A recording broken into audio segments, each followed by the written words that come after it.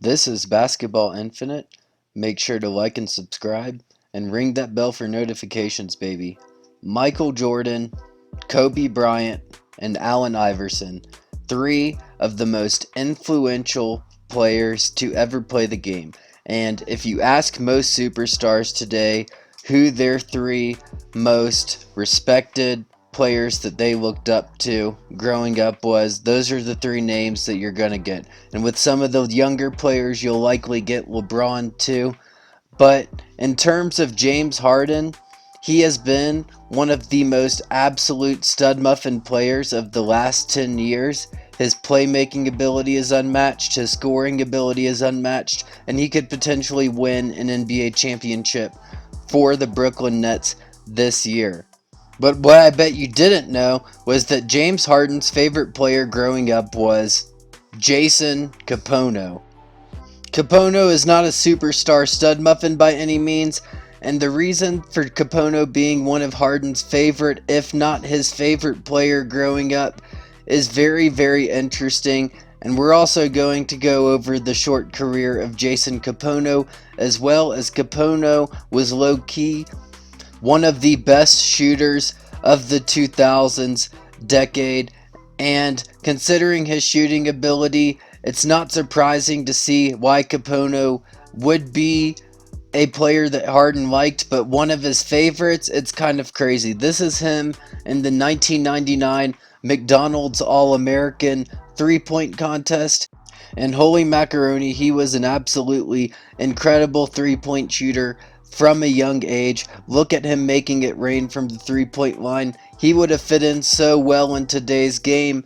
He is just an absolute stud muffin of a three-point shooter, but being the three-point contest winner of the McDonald's All-American three-point contest doesn't necessarily mean that that's the reason that you are James Harden's favorite player growing up. As you see, he was the winner.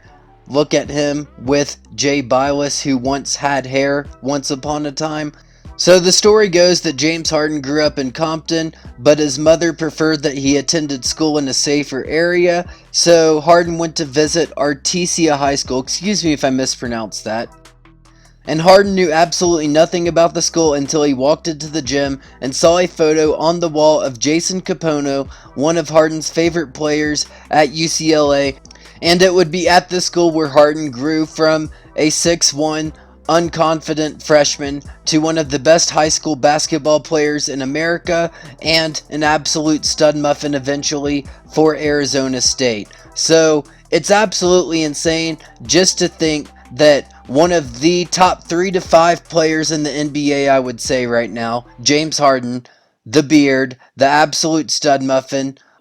It is crazy to think that a player like Jason Kapono had such an impact on his game. As for Kapono, he was a solid role player in the league, but where he really stepped up was his three-point shooting in the NBA. This was before the three-point shooting of today.